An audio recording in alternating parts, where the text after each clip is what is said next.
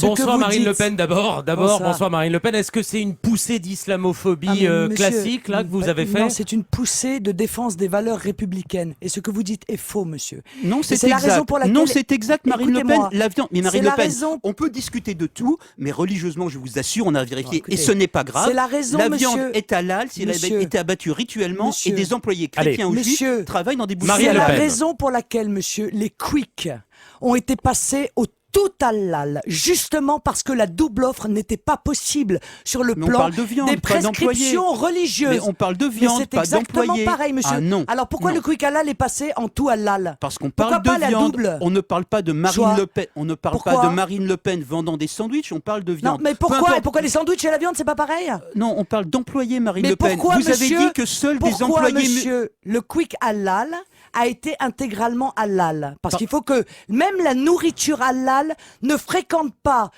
physiquement la nourriture non halal de risque d'être impure. Mais, alors pas les employés, Marine vous parle Le Pen. des employés, là. Je vous parle Marine Le Pen, vous avez dit qu'un non-musulman touchant une viande la rendait non halal. Oui, c'est inexact. Oui, eh bien moi je vous dis que c'est exact. Voilà, moi je vous dis que c'est exact.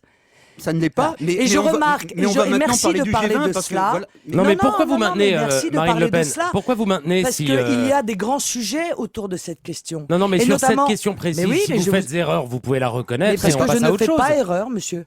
Parce que je vous dis que un personnel qui n'est pas musulman et qui touche de la viande halal rend cette viande impure à la consommation. Mais c'est inexact.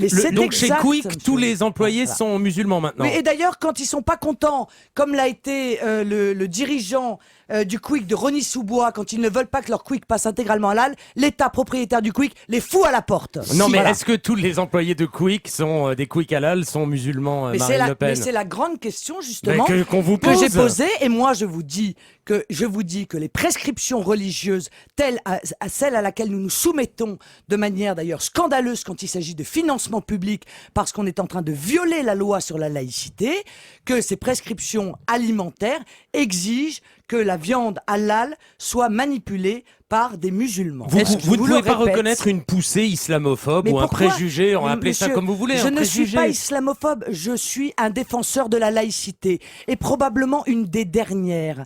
Et c'est un grand sujet puisque d'ailleurs dans la crèche Babylou, j'ai vu que le FN avait poussé en mêlée sur la laïcité et je m'en félicite. Je me félicite de voir que sous la pression du Front National, eh bien cette pression commence à porter ses fruits et que Madame Bougrab a changé présidente de la HALD. Présidente de la HALD a fait changer l'avis de la HALD qui, sous la direction de M. Schweitzer, avait défendu cet employé qui portait le voile et qui a été licencié. Madame Bougrab a enfin admis qu'elle devait défendre les principes de laïcité. Je pense que c'est grâce au Front National. C'est une victoire idéologique. Il ne reste plus qu'à enregistrer maintenant les victoires politiques qui devraient suivre. Une proposition Marine Le Pen, puis après on parle de la planète. Est-ce que vous et moi pouvons aller ensemble, si vous voulez, avec des caméras, d'autres journalistes, si vous ne me faites pas confiance, à la boucherie de Carvin, la boucherie musulmane de Carvin, pour constater que tous les employés ne soient pas musulmans? Comment vous savez, vous qui sont musulmans, qui ne sont pas musulmans, ils vous l'ont dit? Responsable Daniel Lefebvre. Oui, on a vérifié. Responsable Daniel Lefebvre. Il manipule la viande, mais le responsable, il est dans le bureau. Est-ce que vous êtes d'accord pour qu'on y aille ensemble? Est-ce que vous êtes d'accord pour qu'on y aille ensemble avant de parler du G20? Est-ce que le responsable manipule la nourriture? La nourriture. Je crois pas, non, il doit être dans son bureau. Surtout que c'est la plus grosse boucherie, c'est intéressant de le savoir. C'est le premier chiffre. Elle a jamais eu autant de pubs cette boucherie, on va peut-être passer à autre chose. Oui, mais c'est le premier chiffre d'affaires des boucheries de la région et pourtant ils demandent du financement public. Là aussi on pourrait se poser la question pour créer 29 de savoir emplois. On passe à autre chose. Alors quand on est en difficulté, on demande de l'argent public et quand on se porte bien, on demande aussi de l'argent public. On n'ira pas faire nos courses ensemble, Nicolas. Non, mais je vois que vous vous soumettez assez facilement à halal. Permettez quand même à ceux qui n'ont pas envie de s'y soumettre. Non, mais on verra qui a raison. On verra qui a raison et qui a tort. C'est quand même pas très compliqué de savoir si tous les employés de Quick ou de cette boucherie ou les employés de boucherie travaillant des boucheries halal sont tous musulmans ou non. C'est quand même pas. Mais monsieur, il y a une je autre pense question. que d'un point de vue journalistique, ça devrait pas être trop compliqué de faire l'enquête, Marine Le Pen. Et ensuite, elle m'a qu'on passe à d'autres sujets. Mais monsieur, il y a une autre question que j'ai soulevée. c'est que en finançant publiquement des commerces qui vendent de la viande sur lequel est distribué un impôt à des structures religieuses de certification. Est-ce que là encore, on ne viole pas la loi de 1905? Je suis désolé, je suis la dernière à défendre la laïcité, semble-t-il, en France.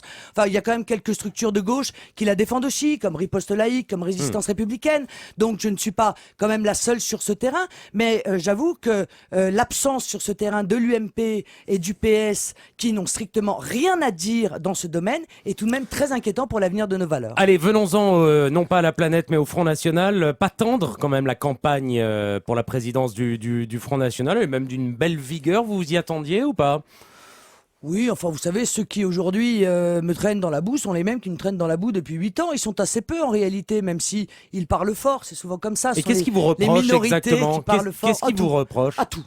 Écoutez, tout l'inverse de tout, rien ne trouve grâce à leurs yeux. Mais ça n'a pas beaucoup d'importance. Mais ils vous reprochent quoi? De ce que vous voulez faire du Front National? Non mais tout, ils me reprochent tout, monsieur, d'être entouré d'homosexuels, d'être soutenu par des lobbies juifs,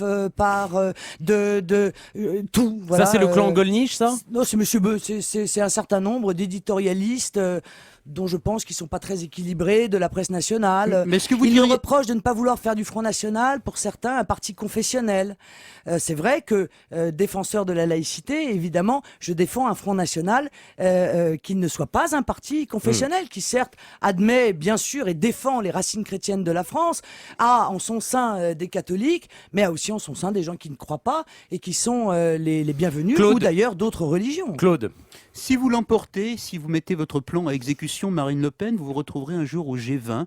Que direz-vous à ce moment-là, monsieur Hu Jintao, à monsieur Obama, au nom de la France et peut-être de l'Europe? Eh bien, écoutez, je leur dirais que le G20 est un espace de mondialistes qui est en train de nous livrer à l'ultralibéralisme, qui admet en réalité que l'euro soit une nouvelle fois le parent pauvre de la guerre monétaire terrifiante qui est en train de se mener.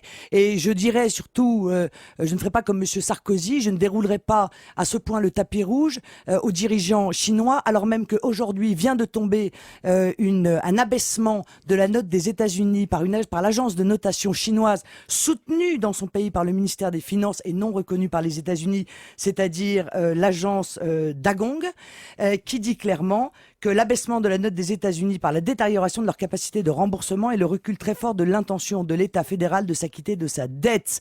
Voilà. Donc c'est très important parce que c'est un coup de couteau qui est mis dans le dos en l'occurrence, des économies occidentales, alors même que on nous a bercé en quelque sorte par des promesses de milliards de contrats avec monsieur Hu Jintao. Marine Le Pen, merci. 18h58 dans 2